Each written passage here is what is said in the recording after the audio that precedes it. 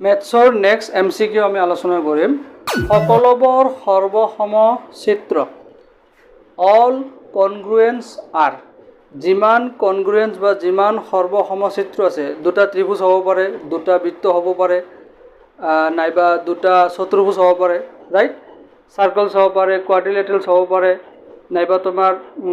same যিকোনো picture হ'ব পাৰে হেতু কৈছে যে এই চাৰিটা অপচনৰ ভিতৰত কোনটো কাৰেক্ট হ'ব আমি জানো যদি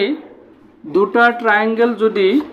কনগ্রুয়েন্ট হয় মানে সর্বসম হয় নাইবা দুটা যদি সার্কেল সর্বসম হয় কনগ্রুয়েন্ট হয় নাইবা যদি আমি দুটা ট্রেপিজিয়ামে লৈছো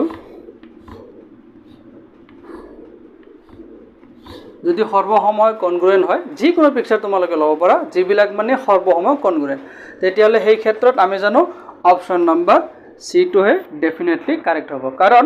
যিকোনো সৰ্বসম চিত্ৰ সৰ্বসম হয় আৰু কি হয় সিমিলার হয় সদৃশ হয় গতিকে এই দুটা মিলি এটা অপশন কারেক্ট হ'ব হৈছে ক্লিয়াৰ তোমালোকৰ এতিয়া